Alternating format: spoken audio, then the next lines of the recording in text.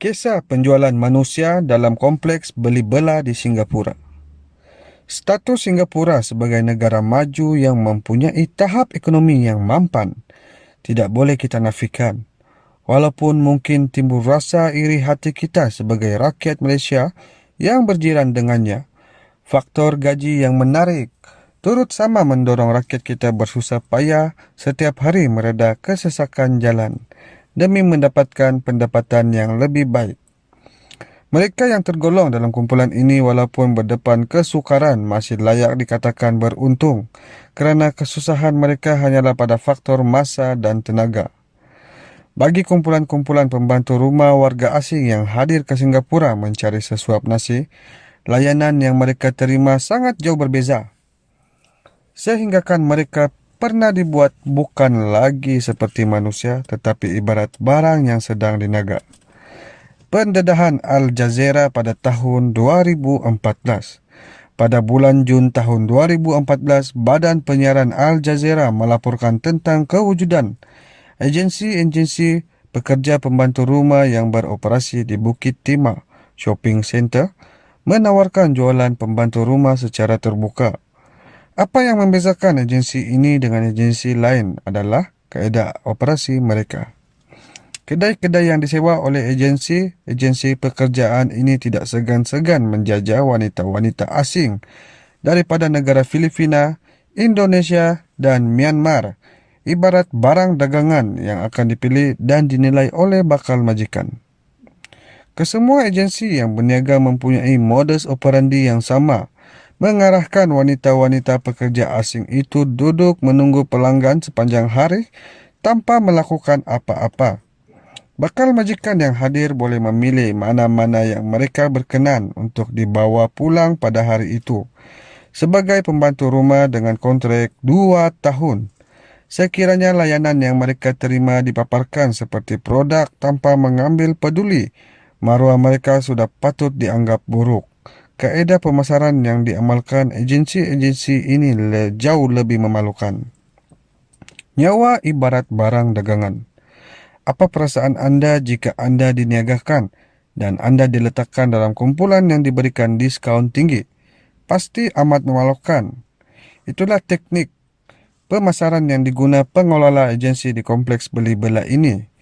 Tidak malu untuk memberikan jaminan barang dagangan mereka boleh ditukar pada bila-bila masa sekiranya majikan tidak berpuas hati.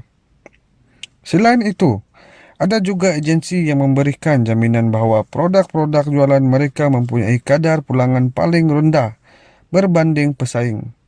Dengan hanya membayar Singapura dolar 1, majikan boleh menukar pembantu rumah pilihan mereka kepada individu lain. Ini bagai teknik agensi bagi meyakinkan majikan wujud tempoh jaminan yang melindungi pelaburan mereka. Wanita-wanita malang itu juga akan dikategorikan dan distereotipkan mengikut negara asal mereka. Pembantu rumah Filipina dikatakan lebih cerdik berbanding kumpulan lain.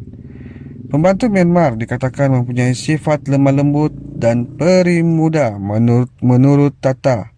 Sementara Indonesia pula malangnya dilabelkan sebagai kurang cerdik. Tidak peduli harga diri manusia.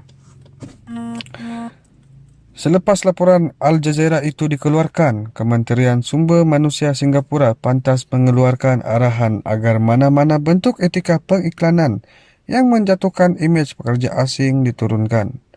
Amaran itu nasib baiklah dituruti agensi-agensi yang tidak bertanggungjawab.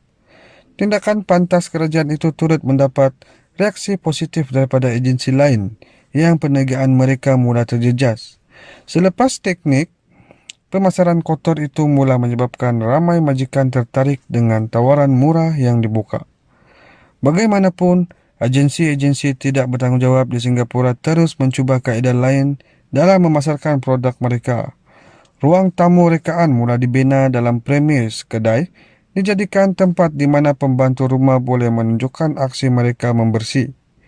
Ada agensi menyediakan tempat letak tidur bayi, memaksa pembantu rumah yang ada memegang anak patung dan berusaha menidurkannya di depan orang ramai yang lalu lalang. Ada pembantu rumah diminta menolak kerusi roda sepanjang hari dalam premis, bagi membuktikan mereka berkemampuan menjaga warga tua. Taktik licik jualan pembantu rumah atas talian. Hasil kawalan kerajaan Singapura ke atas agensi yang terlibat berjaya mengawal taktik pemasaran jijik yang diamalkan. Namun ada yang masih tidak berhenti berusaha dengan kaedah baru. Yang paling baru adalah melalui pengiklanan laman web.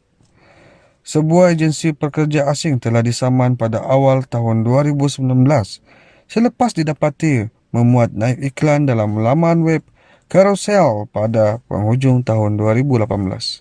Iklan itu memaparkan wajah malang pembantu ibarat produk, siap dengan keterangan ringkas sikap positif pembantu itu serta harga yang dikenakan. Selepas pesanan berjaya dibuat dan wang transaksi sudah dibayar, pembantu rumah yang sudah ditempa akan dilabelkan sebagai sudah dijual atau sold out oleh agensi terbabit. Bagi yang sudah ditempa, mereka akan dikategorikan sebagai sudah ditempa. Yang baru hadir diletakkan di bawah kategori new atau baru, sama seperti barangan biasa.